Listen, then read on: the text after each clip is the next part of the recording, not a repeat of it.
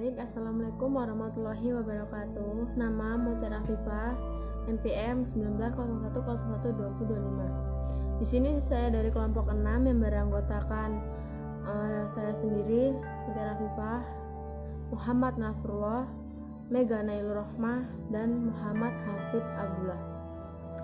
Di sini kami akan mempresentasikan mata kuliah tasawuf yang berjudul Konsep Ma'rifat Ilayah.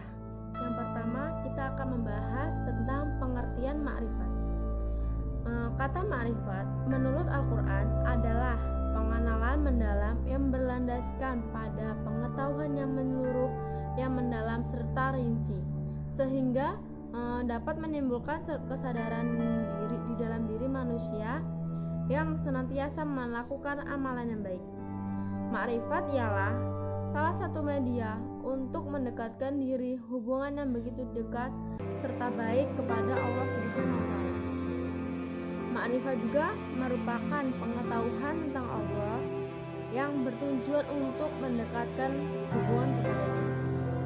Menurut bahasa, ma'rifat adalah mempunyai makna kata arafah, yaitu irfan ma'rifah yang mempunyai arti bahwasanya pengetahuan yang membahas tentang rahasia hakikat agama, yaitu ilmu yang lebih tinggi dibandingkan ilmu yang telah diperoleh oleh orang-orang dengan umumnya.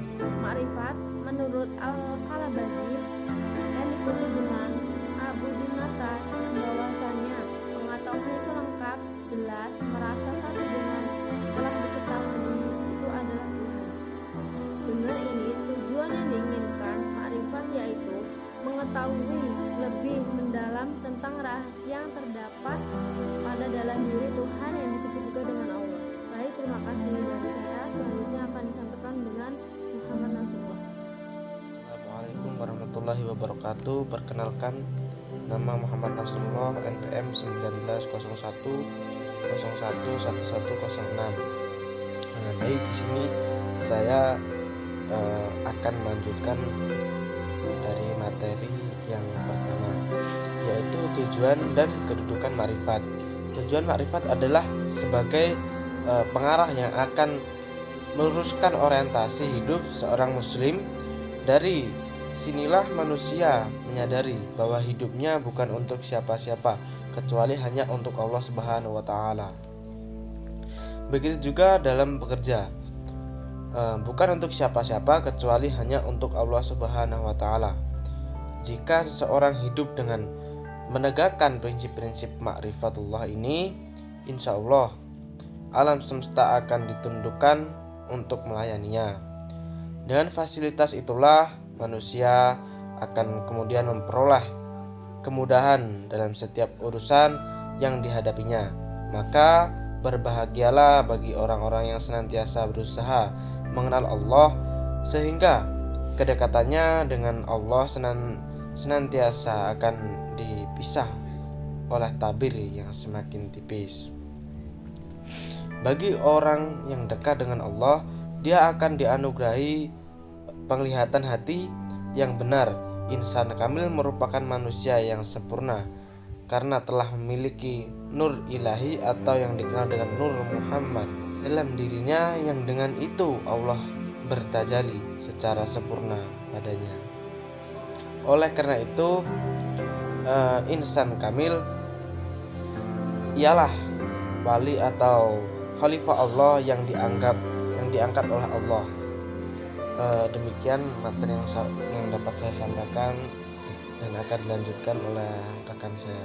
Assalamualaikum warahmatullahi wabarakatuh. Assalamualaikum warahmatullahi wabarakatuh. Nama Mega Nailur Rahmah, NPM 1901012019, akan mempresentasikan materi jurnal saya, yaitu tentang alat untuk mencapai ma'rifat dan tokoh yang mengembangkan ma'rifat.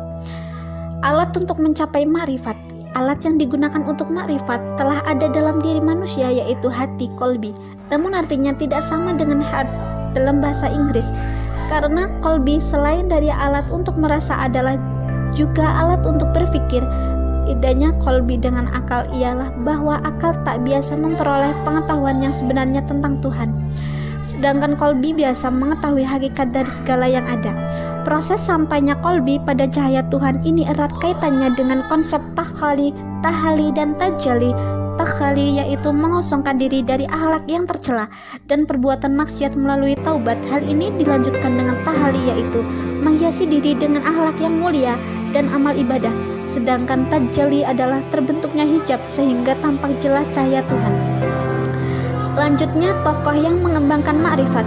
Tokoh paham ini adalah Zunnun al-Mishri, namanya adalah Abu al-Faiz Zuban bin Ibrahim al-Mishri, yang kemudian dikenal dengan nama Zunnun. Beliau lahir di kota Ehmim yang terletak di pedalaman Mesir.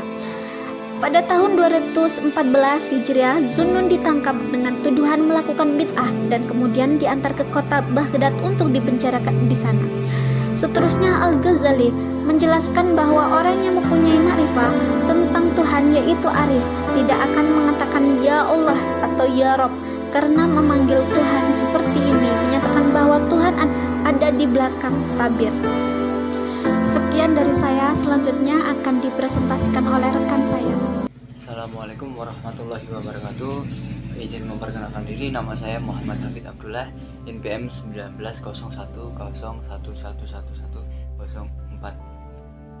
Oke, di sini saya akan melanjutkan materi saya dari teman-teman saya, yaitu tentang ma'rifat dalam pandangan Al-Quran dan Al-Hadis.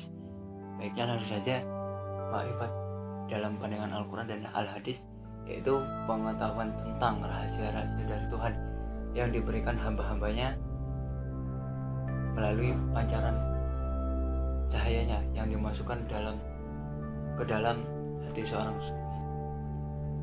Maka dari itu, ma'rifat berhubungan dengan nur atau cahaya Tuhan.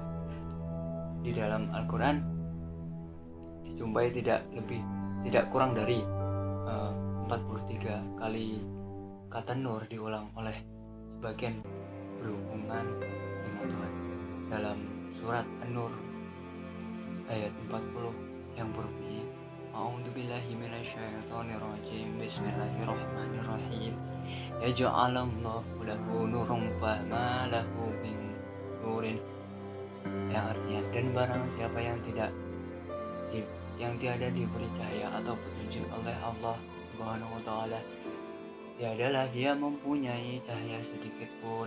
Dan surat yang kedua dari surat Az-Zumar ayat ke-22 yang berbunyi, A'udzubillahi minasyaitonirrajim, Bismillahirrahmanirrahim, Afaman syarahallahu sadrahu lil islami wa huwa ala nurin min rabbih, yang artinya, maka apakah orang-orang yang dibukakan Allah Subhanahu wa taala hatinya untuk atau menerima agama Islam lalu ia mendapatkan cahaya dari Tuhannya, atau sama dengan orang yang membantu hatinya. Dari kedua surat tersebut sama-sama berbicara tentang cahaya Tuhan, yang dimana cahaya tersebut ternyata dapat diberikan Tuhan kepada hamba-hamba yang dia kehendaki. Mereka bisa saja mendapatkan cahaya, yang mendapatkan cahaya akan dengan mudah mendapatkan petunjuk hidup atau pedoman hidup, sedangkan mereka yang tidak mendapatkan cahaya akan mendapatkan kesesatan hidup dalam mereka. Baiklah, itu tadi penjelasan sedikit dari saya. Jika terdapat kesalahan, saya mohon maaf, dan kepada Allah Subhanahu wa taala saya mohon ampun. Dan jika dalam pembuatan video ini kami sekelompok mohon maaf yang sebesar-besarnya. Semoga kita dapat memahami, kita dapat mempraktikkan, kita dapat mengembangkan sikap ma'rifat kita kepada Allah Subhanahu wa taala. Amin. Allahumma amin. Oke, baiklah. Kurang lebihnya saya mohon maaf.